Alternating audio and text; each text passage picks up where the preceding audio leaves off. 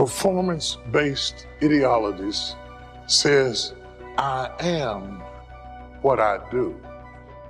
I am what I have. I must be great, I make money. I must be great, I have a big house. I must be great, I'm pretty. Validation that comes from stuff is never God.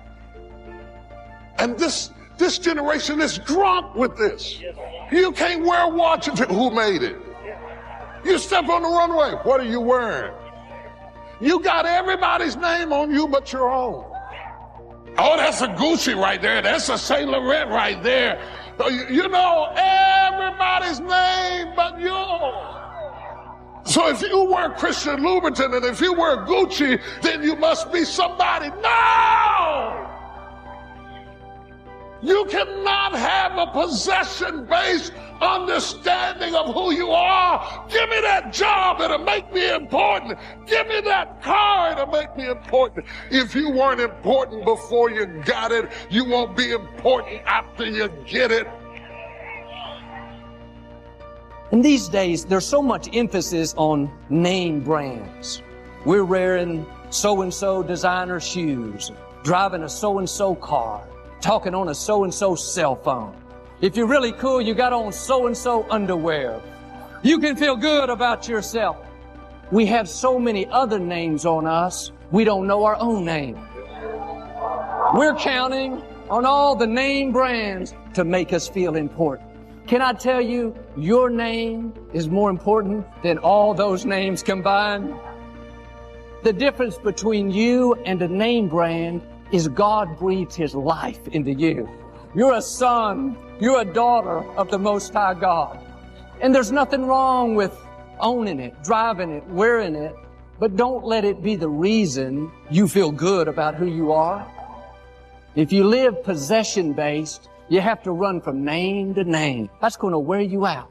Why don't you relax? You can't get any more valuable. Whether you're wearing Gucci or Goodwill, whether it's Calvin Klein or Fruit of the Loom, your value never changes. I went to the sporting goods store the other day to buy some new t-shirts to work out in, and practically every one had the manufacturer's name on the front in bold letters. I thought to myself, you want me to buy your shirt and then go around as a billboard for you?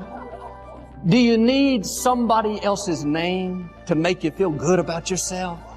Or can you say like Jesus, I don't have to have popularity, possessions, or performance to feel good about myself. I am secure in who I am. Let's go a little deeper. Let's go a little deeper. If enough people like me, then I am. How many people following you on Twitter? I got to get my following up. Let me show you how many people follow me. Do you know Bishop started following? Go, Bishop, follow me. So I am because of who follows me, who likes me. Performance-based identity. If you base your value on people's support, how much they approve you, then if for some reason they stop doing that, you'll feel devalued. People are funny. They'll say you're beautiful one day and I don't care for you the next. If you don't know who you are without them, then if they leave, you'll be lost. You'll try to find somebody else to tell you who you are. Let your Heavenly Father tell you who you are. Get your value, your approval from Him. He says you're a masterpiece. Somebody may have told you the opposite. Let that go in one ear and out the other. They don't determine your value. Quit letting how people treat you make you feel inferior. Your value came from your Creator, from the God who spoke worlds into existence. You are blue chip stock. If you think of yourself as a blue chip stock, how can they downgrade you? You can't downgrade me. So what does it matter to me what they do? Too often we base our value on how someone is treating us, how successful we are. The problem is all of those things can change. If you're basing your value off of your achievements, how much you make, what you drive, then if something happens and you don't have that position, then your value will go down. And some people don't feel good about themselves. They're not where they thought they would be. They're basing their value on their performance. Here's the key. How someone treats you doesn't change your value. What they say or do doesn't lessen who you are. You can buy a bigger house, drive a better car, but that doesn't make you any more valuable. You were already valuable when you had the small apartment and no title behind your name. You can be a stay-at-home mom raising your children. You may not have the influence of the CEO, but you have the same value. Your value comes from your Creator. You have royalty in your blood. But the enemy works overtime trying to devalue us, comparing your life to somebody else's, thinking you'll feel good about yourself when you catch up to them. But nothing you do will make you any more valuable. You are valuable right now. You weren't mass-produced. God made you unique. Start carrying yourself with confidence. You have been fearfully and wonderfully made. Jesus was led by the Spirit into the desert. He'd been out there for 40 days and hadn't eaten anything. The enemy said to him, "If you're the Son of God, turn these stones into bread." He was trying to make his value be based on his performance. Jesus wouldn't do it. He said, "Man doesn't live by bread alone." He was saying, in effect, I don't have to do anything to prove who I am. The enemy couldn't deceive him into getting his value out of being performance-based, so he tried possession-based. Showed him all the kingdoms of the world. He said, "You can have it all if you'll just bow down and worship me." Jesus said, "No thanks. I don't have to have what you think is important to feel good about who I am." So the enemy tried one final thing, popularity. He took Jesus to the highest place in the temple. He said, "If you're the Son of God, jump off this building. You said your angels would protect you." He was trying to get Jesus to show off. Jesus said it again, "I don't need popularity. I don't need performance to feel valuable. I know who I am." And a lot of people live in a proving mode. They can't feel good about themselves unless they prove to people they're important. They're always having to outdo, outperform, outdrive, outdress. It's very freeing when you realize you don't have to impress people. It takes a lot of energy to compete, to impress. Get off that treadmill. You're working hard but not going anywhere. You don't have to prove anything. Let me show you something. I'm teaching just do it. And yet I'm criticizing doing it to define who you are. Which way is it, Reverend? Do I do it or not do it? The problem is not about doing it. It is why you do it. What I am criticizing is putting the doing before the being, so that you think that if I do this, I will be somebody. If they like me, I will be. You got it backwards. The people that know their God shall be, and then do. Because you are who you are, you can do what you can do. But if you're trying to find out who you are by doing things, you have to start with being, because the difference between the two determines the direction of your destiny. If you're always seeking a certain status to validate who you are, you're never going to have peace. You can't climb up to find yourself. You have to find yourself so you can climb up. So that means you could be rich while you're broke. You could be healed while you're sick. You could be loose while you're bound. It does not yet appear what you shall be, but you got to be it before you can get it. The people that told me, no matter what you do in life, son, don't give up. Don't give up. Fight through the pain. Fight through the pain. If you lose, find a way to win again. If you're hurting inside, turn it around and make it something greater. Ignite the fire in your soul. It's okay to be human. My emotions and my sorrows, I know how to control them. I understand how to use them.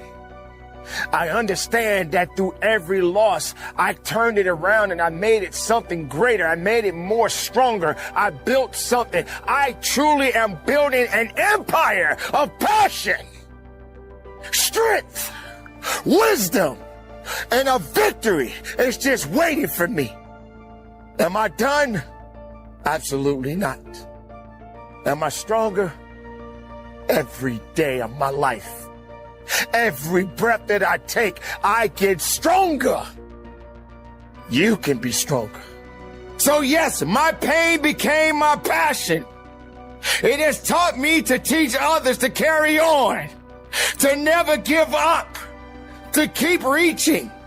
And no matter the losses, no matter the circumstances, you don't give up on your life. You keep living, you keep fighting. Because even through the losses, there are always great victories. No matter your losses, no matter your rejections, no matter your failures, keep living. No matter what you have going on in your life right at this moment, keep living. Because through the pain, you can bring forth your passion. Let it resonate through your soul, through your veins, and your mind. And press on. So today, and for the rest of my life, my pain will always be my passion. I know that I have life yet to live. For my mother and father, I will live. For my wife and children, I will live. For those that trust and believe in me, I will live. For this is all I can do.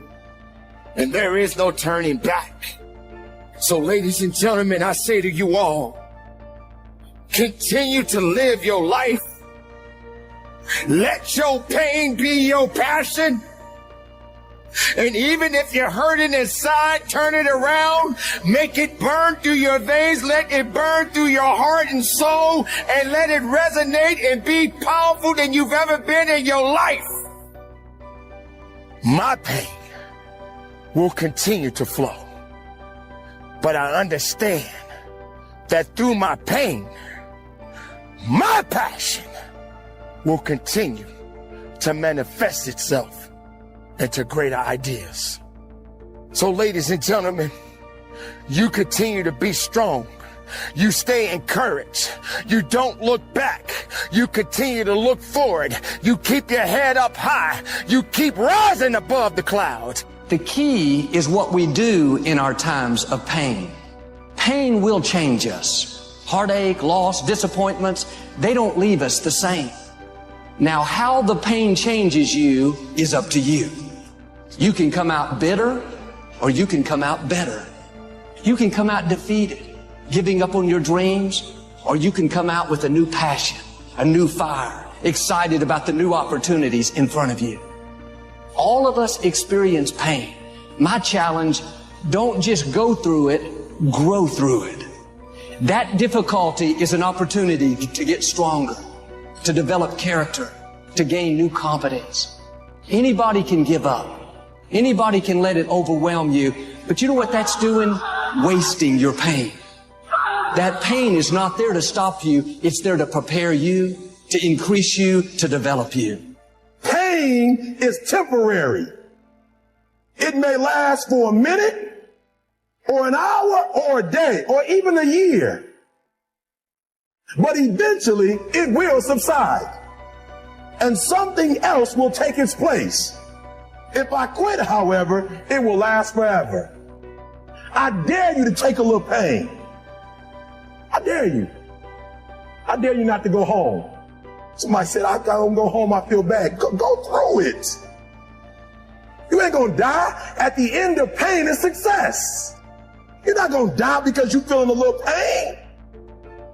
So don't worry about a little pain. Every single person who has ever done anything worthwhile or exceptional or difficult or extraordinary, everyone encounters difficulties. There is no easy road. It does not exist. It is impossible. We all go through hard times. We all go through depression. We all go through doubt and then moments in your life where it's really difficult and you're trying to figure out what your path is going to be. It's hard as shit. But that is what makes you a person. And those difficult moments are what build your character. Every transformation always gets worse before it gets better. It's supposed to be that way. Keep going. Keep going. Don't quit. You're already in pain. You're already struggling.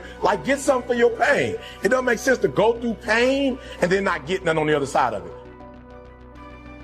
Once you find out you want, regardless of what it is, and you combine the mind and the body together, that's when life gets exciting, guys.